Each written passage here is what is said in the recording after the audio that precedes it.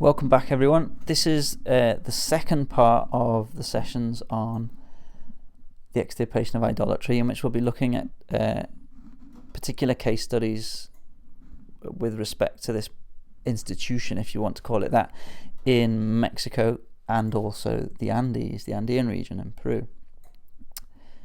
So the first case to mention is what occurred in the Yucatán Peninsula between the years 1562 to 5, and which really traumatized the indigenous relationship with the mendicant friars and vice versa. So the Franciscans have been preaching in the Yucatán since the mid-1540s, so not really that long, but still nearly 20 years. And they'd thrown themselves into the task. They took it on themselves to protect their indigenous parishioners from exploitation from Spanish settlers, which didn't endear the Franciscans to the colonials, should we say. They often wrote to the king to complain about Franciscan interference, and that in itself created a conflict between the settlers and the mendicants. Now, the Franciscan provincial is this chap here, Diego de Landa. He was known to be a man of action. I'll qualify that: too much action. He was.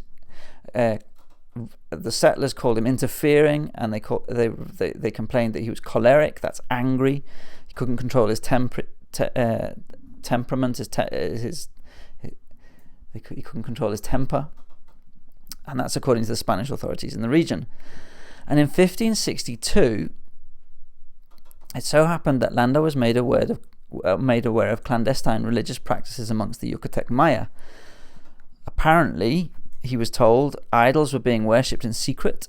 And bear in mind what I said in the last context section, that idolatry was a sin against the first commandment, and that's either considered to be direct devil worship or a diabolically inspired worship of an object. So Landa immediately instigates an inquisitorial investigation. So he sets up his own inquisition, because he's the senior cleric in the region. But it's one without any of the procedures and safeguards that the Inquisition, the institution of the Inquisition, despite its evil reputation today, always had in place. So what Landa did was appalling in its violence and in its ferocity. I make no bones about that. According to a counter-investigation by the Franciscan bishop Francisco Toral, over 4,500 people have been tortured. By the time Landa was taken off the case, shall we say.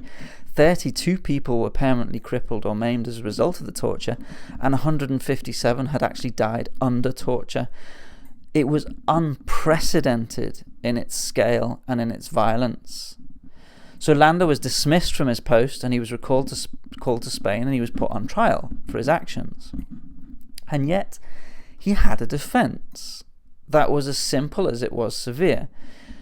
Yes, he'd used extreme violence, he said. Yes, people had died, but how much more serious would it be to be lenient and allow thousands of souls to die and go to hell? And sadly, Landa won his argument. He was acquitted, and he was vindicated, even to being appointed Bishop of Yucatan in 1572. He was consecrated in 1573. But, and this is important, as a result of the abuses that he and his friars had committed, the Inquisition was thereafter forbidden jurisdiction over indigenous Americas from then on. But that didn't mean that there weren't sporadic campaigns to stamp out idolatry. And you can see later examples if you take a look at the Balsalobre text, and that refers to an extirpation campaign that took place in the Diocese of Antequera, or what's now Oaxaca. So that's the Zapotec region. And these later campaigns were conducted by particular dioceses, and that's the region or area that comes under the jurisdiction of a bishop. And these later campaigns take place on the orders of specific bishops. Now, they're semi-judicial and they're semi-evangelical. So that means they're they both prosecute crimes, the crime of idolatry, and they carry out pedagogical campaigns. So they engage in teaching. And they sought to and did remove Indigenous religious practitioners from the centre of Indigenous communities. And that's something we can talk about more in the seminars. And while this was a new, hard-line, semi-judicial approach, from a religious perspective, though, you can still see vestiges of earlier mendicant practices. So even though the Indigenous practitioners, called masters of idolatry in the Balsalobre case, that even though they're prosecuted and punished as criminals, in this particular case, the Bishop of Oaxaca still ordered that the investigations, I quote, of all the said cases, the present ones as well as those that come up in the future, be investigated with charity, all piety and clemency, taking account of the incapacity of the subjects, and without misplacing justice, will sentence them and carry out the sentences that I being the bishop, will pronounce. So basically the bishop is taking control, and he's saying, we've got to do this carefully and with a sense of justice. He also ordered, and you'll see this in the document, that the Indigenous shrine in which clandestine sacrifices were being carried out be converted into a Christian shrine, a hermitage with 3 crosses. And he wanted it to become a place of Christian pilgrimage rather than an Indigenous one. So you can still see the continuity of the old with the new. So you can see the kind of early mendicant practices coming to the fore in this regard. So that's Oaxaca, and that's Mexico, and we'll look at how this played out in the Andes now. So it's the same broad counter-Reformation context in the Andes as it was in Mesoamerica, but there are other regional differences that have to be factored in. So the first main difference is that while the Mesoamerican center did experience some sporadic violence in terms of the evangelization project, the really appalling violence in terms of its scale and its impact occurred in the peripheries. So, for example, Diego de Landa in the Yucatán Peninsula in 1562. The subsequent extirpation campaigns in the 17th century, when they did happen, and they were rare, tended to happen again in the Mesoamerican peripheries like Oaxaca, rather than in the center. But the extirpation in the Andes, though, worked very differently. The systematic campaigns that were organized from the beginning of the 17th century were primarily based in the central Archdiocese of Lima, and that's responsible for a large swathe of territory in the central Andean highlands. And there were sporadic campaigns in the peripheral dioceses, so for example Arequipa, Cusco, and even Trujillo, but to a much lesser extent. And this is almost the reverse pattern of Mesoamerica, and is something to keep in mind. Now, a key point of difference is in the patterns of conquest that occurred during the 16th century. As I mentioned previously, the conquest of Peru is much more chaotic, much more drawn out than that of Mexico, with rebellions and civil wars between Spaniards as well as indigenous factions causing tremendous carnage and preventing systematic evangelization efforts. But one point of similarity, though, is the apparent discovery in 1564, note the date, of an indigenous religious movement insurgency called Taquioncoy in the central Andean highlands. So you've got in the Yucatan, 1562. Now in the Andes, you've got in 1564 the discovery of this kind of religious movement / insurgency called Taquioncoy. And it was discovered, in inverted commas, by a priest named Cristobal de Albornoz, and he'd supposedly uncovered a new phenomenon in indigenous religious belief that appeared to show the indigenous peoples, the indigenous Andeans, were resisting Christianity. And it's Taquioncoy means dancing sickness, and it's to do with the idea that indigenous peoples, indigenous religious practitioners would become possessed by the spirit of the Waka and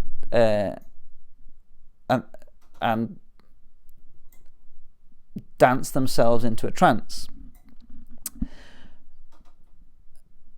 But this is a relatively new phenomenon. This isn't the way that Andean religious practices had taken place up to that point.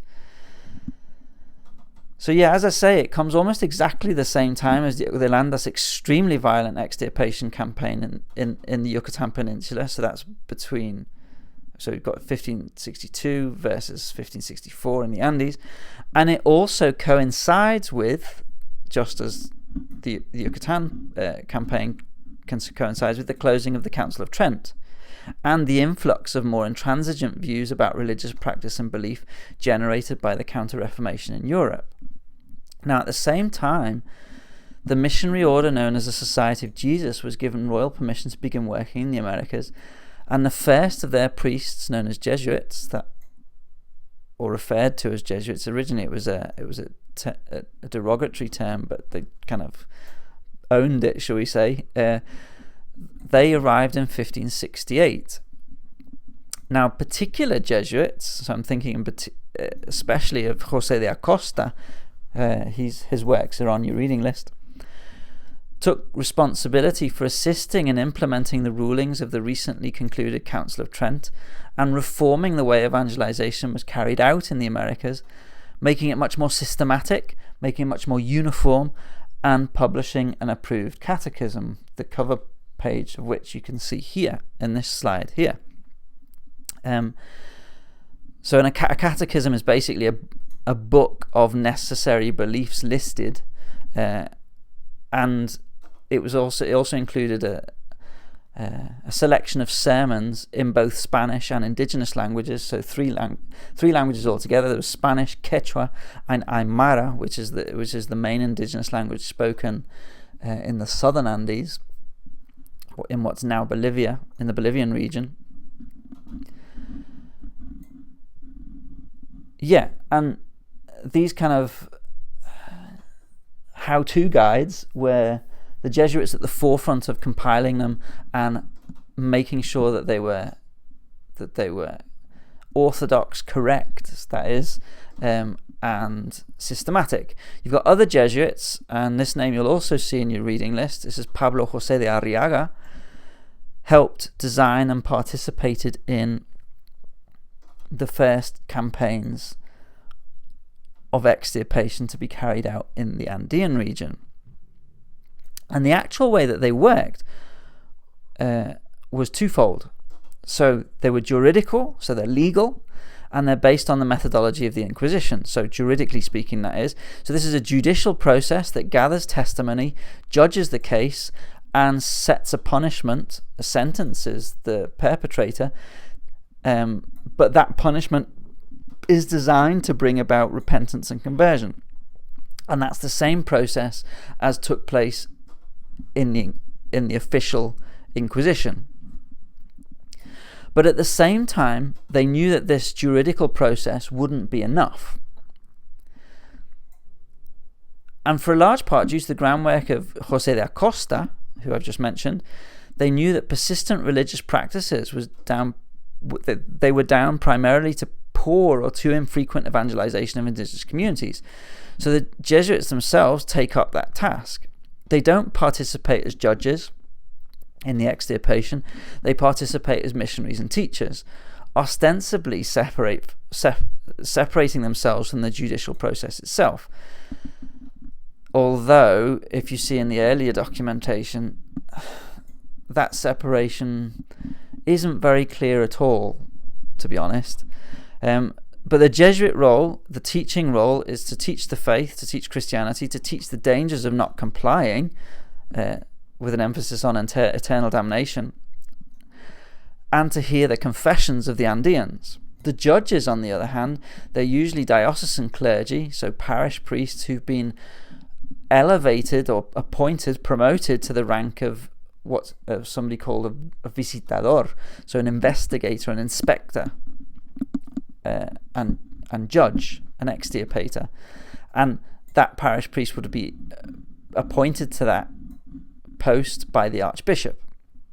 He'd usually be the person who's brought these practices to the attention of the archbishop, And career-wise, actually, he has quite a lot to gain from this kind of promotion. But it is important to bear in mind that the extirpation in the Andes didn't go on uncontested by both Spaniards or Spaniards born in the Americas, so Creoles, and indigenous people. So all these people contested the extirpation. It wasn't universally thought to be a good thing. It wasn't supported by consecutive archbishops.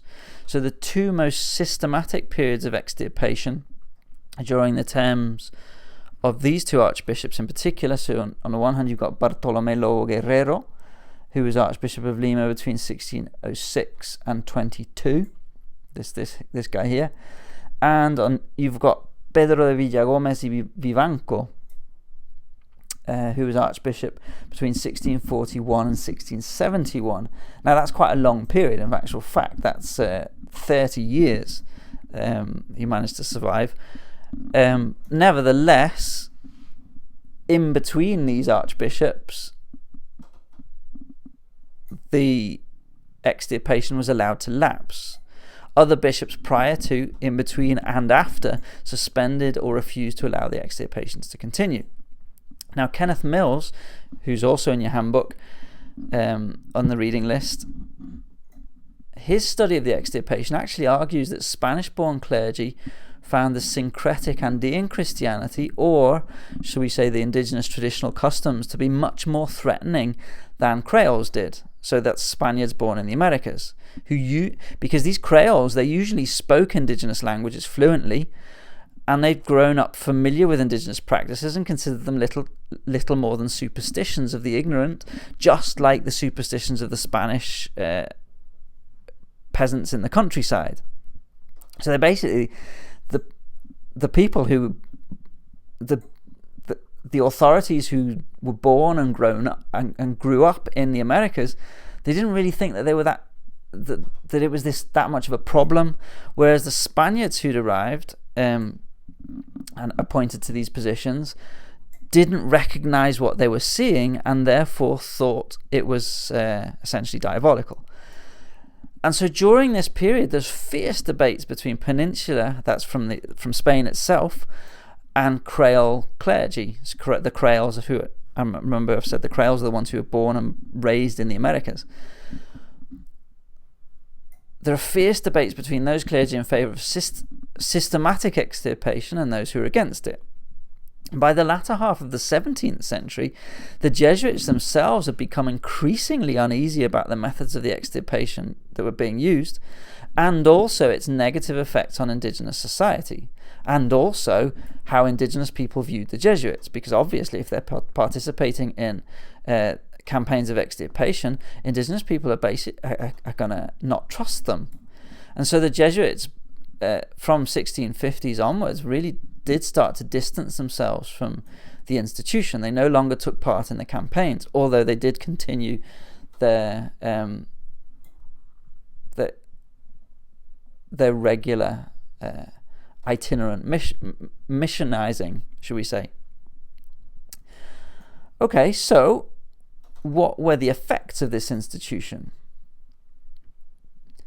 Well, those of you who have taken a look at any of the primary sources I've placed online or indicated in the handbook might have an insight already into this. What you have are communities that factionalize, with some supporting the Spanish Christian position, and in so doing they gain significant political advantage, and others who support the nativist position. These factions, they can develop into open conflict, in fact, with indigenous religious practitioners killing Christians and indigenous Christians informing on or attacking or even hunting down indigenous religious practitioners. So those communities that were more unified sometimes resisted the extirpation, either by killing the priest, they can use magic or poisons, or by getting them tied up in litigation.